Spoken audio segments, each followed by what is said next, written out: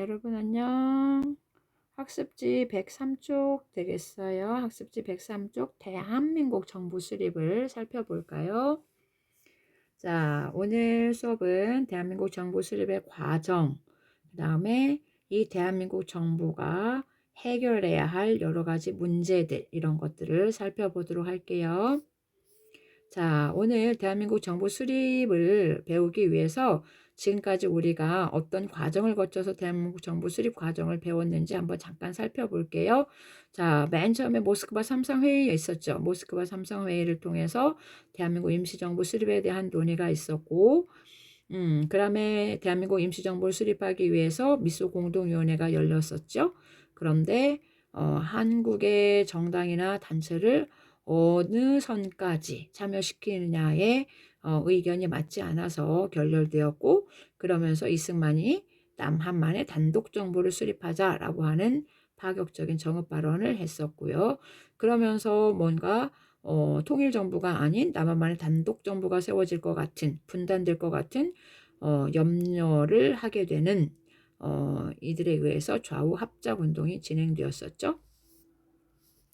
그러나 47년에 트루먼 독트린이 발표가 되면서 2차 미소 공동위원회는 다시 어떤 특별한 결과 없이 또 결렬되어 버렸고, 그나마 좌우합작위원회를 끌고 가고 있었던 여운형이가 피살이 되면서 결국에 뭔가 한반도에서 이 문제를 해결하기가 상당히 어려웠었죠. 자, 이렇게 해서 미소 공동위원회에서 이 문제가 해결이 어려울 것 같으니 결국 한국 문제가 유엔으로 이관되게 되죠. 자, 이렇게 해서 한국 문제를 유엔에서 결의한 내용은 남북한 총선거를 통해서 대한민국 정부를 수립해 가자라고 하는 거였었는데, 그러나 소련이 이것을 거부하게 되면서 결국 남한만의 단독 선거로 가게 되었었고요. 자, 그리고 김구나 김규식에 의한 남북 협상이 진행되었으나 이것도 역시 여의치 못했었죠. 그러면서 바로 남한만의 단독 정부 수립에 대한 제주도 4.3 사건 등의 어떤 반대 움직임들이 있었죠. 우리가 여기까지 지난번에 살펴보았고요. 자, 이제 오늘의 수업으로 들어가 보도록 하겠습니다. 자, 1948년 5월 10일 총선거가 있게 돼요. 총선거라는 것은 국회의원들을 뽑는 거죠. 그래서 이때의 국회는 특별히 헌법을 제정해야 할 국회이기 때문에 이것을 재헌국회라고 얘기를 합니다. 재헌국회. 자, 이 재헌국회 의원들은 어떻게 해서 뽑게 되느냐? 바로 여기에 있는 것처럼 직접, 그 다음에 평등, 비밀, 보통 선거의 원칙에 따라서 21세 이상의 모든 국민들이 투표를 하였고요. 이래서 우리나라 최초의 민주선거가 된답니다.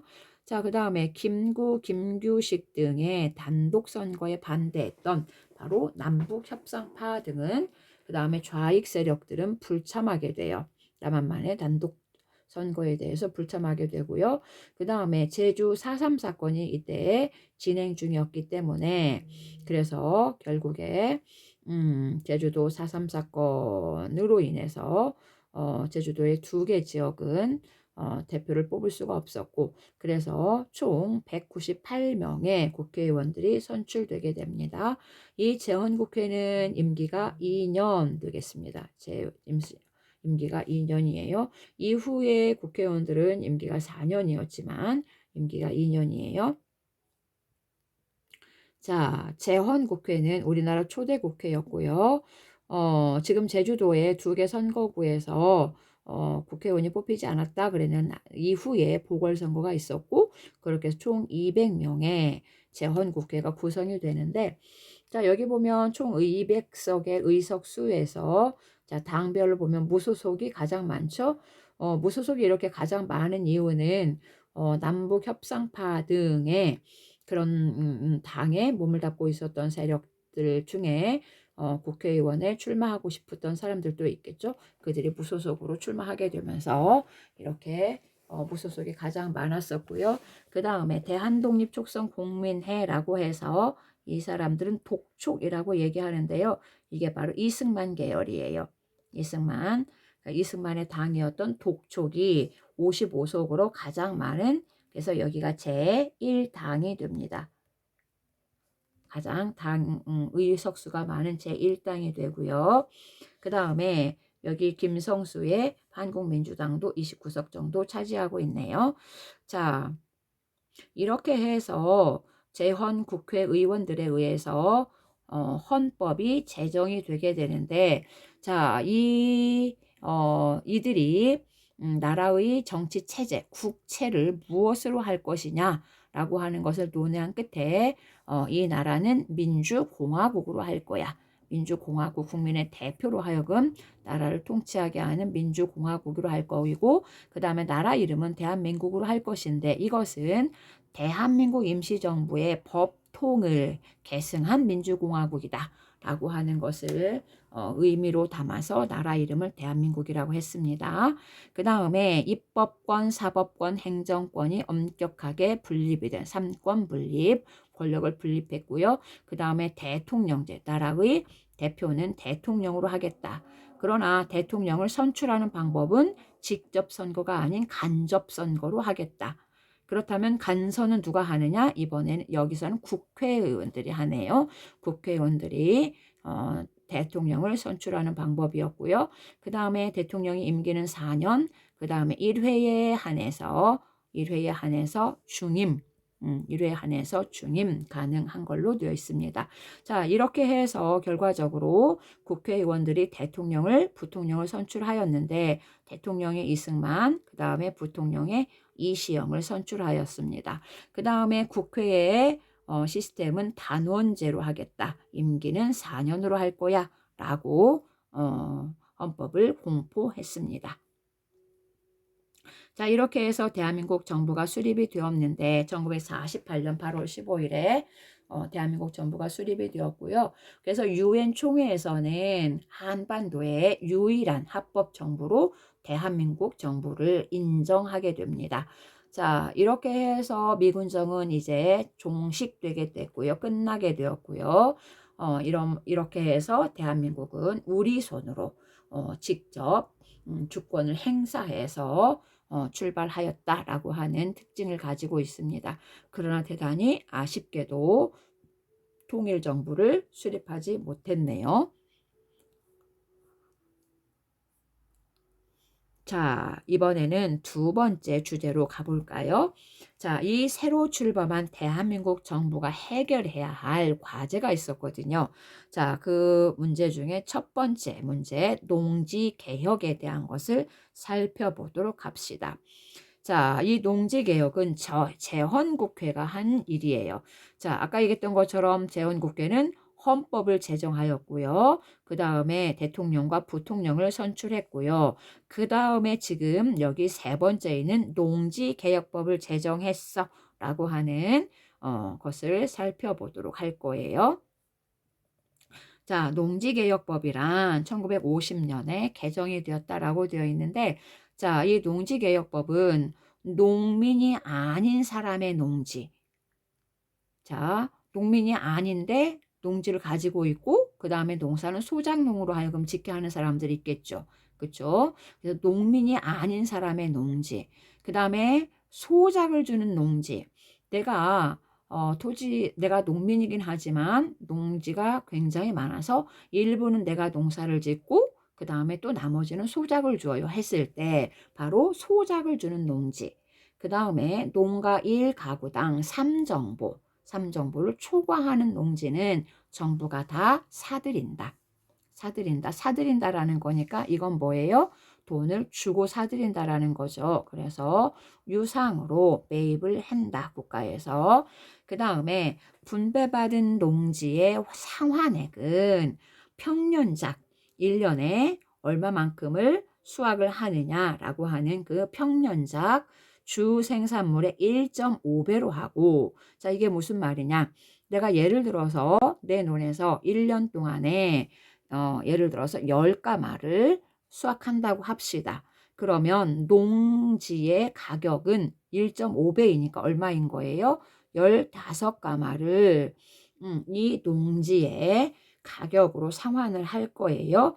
그런데 죄송해요. 그런데 이 15가마의 그 상환액을 한꺼번에 다 대가를 치르고 농지를 사들이는 것이 아니라 5년 동안 5년 동안 3가마씩 자, 이렇게 해서 균등 상환한다. 자, 그러니까 결국 유상으로 분배한다라는 얘기인 거죠. 그래서 유상으로 매입을 하고요. 유상으로 분배할 거예요. 라고 하는 이야기예요. 자, 그러면 왜 이런 농지개혁에 대한 이야기가 나왔는지 지금부터 농지개혁의 배경을 구체적으로 살펴보도록 할게요. 자, 해방 이후에 남한 농민들이 굉장히 상황이 좋지를 못했답니다. 어떻게 상황이 좋지를 못했느냐? 소작농이 50% 정도나 된대요. 소작농이 50% 정도 되고요. 그 다음에 자작농은 15%. 여기서 소작농, 순소작농, 그 다음에 순자작농 이렇게 해서 순수 100% 소작농, 100% 자작농은 이 정도이고요. 나머지 분들은 자작 겸 소작농 이렇게 되는 거예요. 자, 이러다 보니까 자작농이 15% 정도밖에 안 된다. 굉장히 농민들의 거의 대다수가 소작농인 어떤 이런 문제성 있는 농촌 구조이죠. 자, 이러다 보니까 국민의 대다수가 토지 개혁을 요구하게 되고 토지 개혁을 요구하게 되고요. 그 다음에 두 번째 미군정은 여기 보면 지금 어떤 그 토지 정책에 대해서 문제가 좀 많았는데 미군정은 여기 자유시장 정책을 추진했다라고 되어 있는데 그래 쌀에 대해서 니네들 자유롭게 시장 경제처럼 자유롭게 사고 팔어 라고 맨 처음에 맡겨놨거든요. 이렇게 자유시장 경제로 맡기다 보니까 이 쌀을 가지고서 매점 매석을 하게 되는 투기를 하고 이러다 보니까 쌀값이 폭등을 하게 되는 이런 일이 벌어진단 말이죠. 이렇게 문제가 심각해지니까 이번에는 또 미국을 통제하는 정책을 펼치게 돼요. 그래서 쌀을 강제로 공출하게 되고 뭐 이렇게 어떤 미군정의 이런 어떤 정책이 갈팡질팡 우왕좌왕하면서 경제적으로는 굉장히 더 악화돼요. 그래서 쌀값은 계속해서 오르게 되고 농민들은 굉장히 상황이 점점점 나빠지게 되고 그런데 소문을 듣자 하니 북한에서는 이미 토지개혁을 46년에 다 했대는데 참 기분이 조금 안 좋은 것이 북한의 토지개혁은 나중에 따로 배울 건데요. 어떻게 되느냐 무상으로 모든 것을 다 몰수해가지고 무상으로 분배를 해줘 버리거든요. 그러니 남쪽에 있는 이 농민들 입장에서는 북쪽에서는 무상으로 다 나눠줬대 이런 소리를 들으니 얼마나 미 군정에 대한 불만이 더 훨씬 컸겠어요. 자, 이런 상황 속에서 결국 농지개혁에 대한 욕구가 많아지게 되면서 결국 농지개혁이 1949년에 시행이 되고 제정이 되고 그 다음 1950년에 시행이 됩니다. 자, 이렇게 되었고요. 자, 이렇게 되면서 농지개혁법이 만들어지게 된 농지개혁의 대상, 자, 지주의 소작지, 아까 잠깐 살펴봤었죠? 소작지, 그 다음에 농가 1가구당 3정보가 초과하는 농지는 전부 다 이것은 국가에서 사들이는 거예요. 그 다음에 이것을 어떻게 처리를 하느냐? 유상으로 사들인 것을 유상으로 분배를 하게 되고요. 아까 얘기했던 것처럼 평년장의 150%를 5년간 균등 상환하게 됩니다.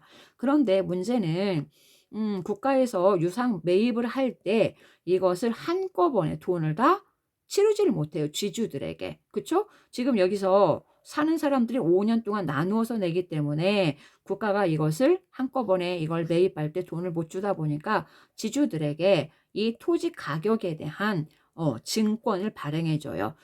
이 토지로 돈을 얼마를 국가가 나중에 질 거야 라고 하는 쉽게 얘기하면 영수증 같은 것을 발행을 하는 걸로 이렇게 진행이 되었습니다. 자, 결과입니다.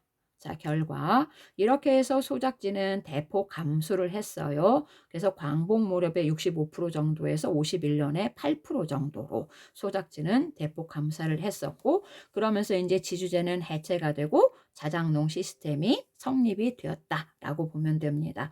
자, 이렇게 해서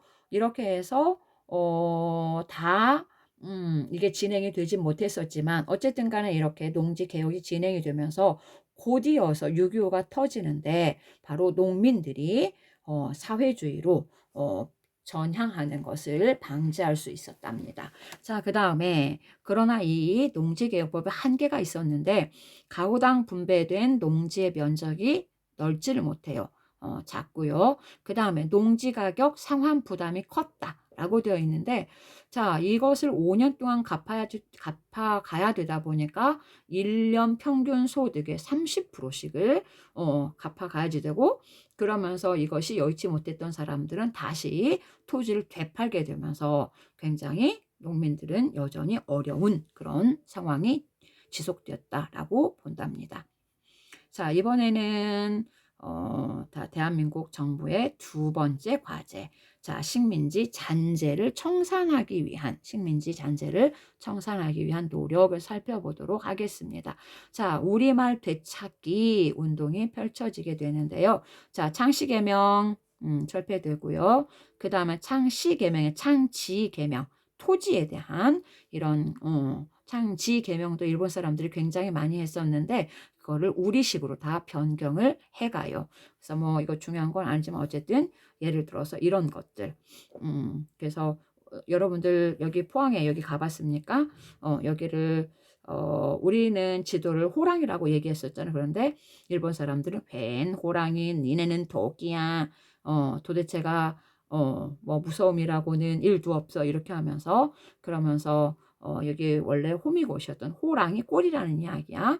그래서 이런 것을 없애버리고 이런 식으로 장기갑으로 바꿨던 것을 우리가 다시 호랑이로 바꾸어서 그 다음에 원래 우리는 인왕산도 이렇게였었는데 여기 일본이 여기 그 조선의 기운을 누를 거야 하면서 여기다가 나를자를 하나 추가시켜가지고 불렀던 것을 다시 인왕산으로 이렇게 했었고요. 자, 우리가 알고 있는 이게 잔재들도 이렇게 많아요.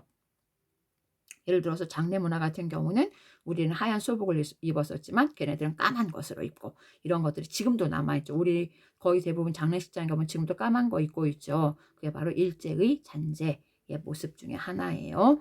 자, 그 다음에 조선어 학교에서 만든 국어 교과서로 이제 배포해 가는 그래서 서서히 어떤 우리의 것으로 되찾기 위한 노력들이 진행이 되네요. 자, 이제 가장 관건인 친일파 청산에 대한 이야기를 살펴볼 건데요. 자, 이 반민족 행위. 일제강점기에 일본에 빌붙어 가지고서 친일 행위를 했었던 그들에 대한 처벌을 하자고 하는 것이 바로 이 제헌국회에서 만들게 되는 또 하나의 법이라고 얘기할 수 있습니다. 아까 농지개혁법에 의해서 반민족행위처벌법도 제헌국회에서 만든 거네요. 48년 반민법이라고 얘기하네요. 자, 이 반민족 행위처벌법에 대한 그 과정을 한번 살펴보면은 일단은 반민족행위특별조사위원회 반민특위가 만들어져요. 48년 10월에 바로 만들어지네요. 그래서 48년 10월에 반민특위가 만들어지고 반민족 행위자들을 조사하고 기소를 하게 돼요. 그래서 여러분들이 잘 아는 이광수, 최남선, 최린, 노덕술, 박흥식 이런 사람들. 박흥식이는 여러분들 예전에 그 1930, 40년대에 그 병참 기지화 정책 할 때 애국기 전투기를 기증했었던 인물이 바로 이 박흥식. 노덕술이라는 사람은 아주 악덕 경찰, 독립운동하는 사람들 잡아서 고문하고 했었던 아주 악명 높은 친일 경찰이었거든요.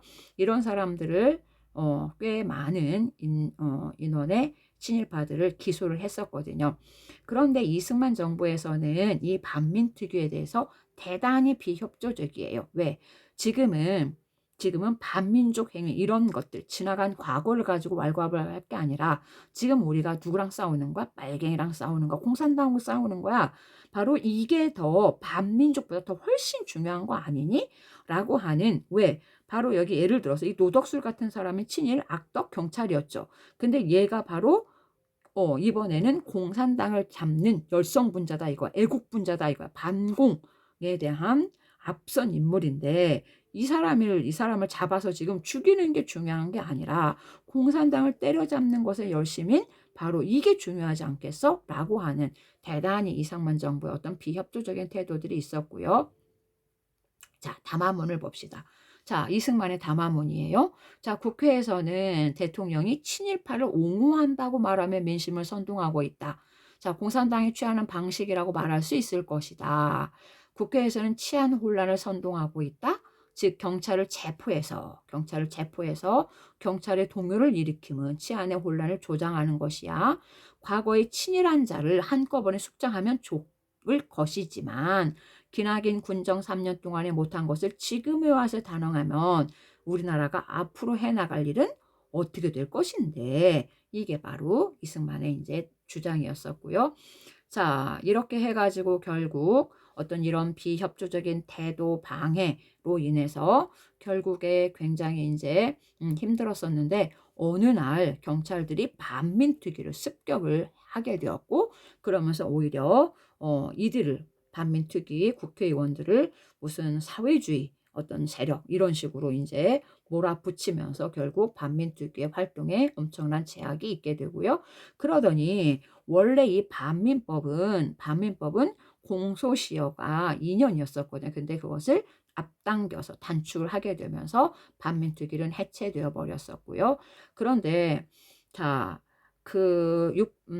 여기 보면은 683건의 반민 사건 있었다고 되어 있는데 실형을 그나마 선고받은 사람 12명밖에 안 되거든요. 근데 이들조차도 전부 다 전원 석방을 해버리게 되는 거예요. 그래서 반민특위로 인해서 반민족 행위로 처벌받은 사람은 결국 없다라고 보면 되겠죠. 자, 이때 어떤 식으로 되었었는지 잠깐 한번 살펴볼까요? 자, 여기 보면 지금 뭐 김대우, 김연수, 노덕술, 박흥식, 배정자, 이광수, 최남선, 최린 있는데 어떤가요? 자, 지금 보면은 저 거의 대부분이 무죄석방, 병보석, 그 다음에 불기속, 이런 식으로 해서 전부 다 풀려나 버리게 되었던 것이죠. 참 안타까운. 그래서 지금까지도 어찌 보면 친일파 청산이 안 되고 있었던 것이 바로 우리 남쪽 정부, 대한민국 정부의 한계라고 얘기할 수 있겠습니다. 자, 오늘 여기까지 해서 수업을 마쳤고요. 자, 다음 시간에는 북한 정권의 수립에 대해서 살펴보도록 할게요. 여러분 수고 많이 했어요.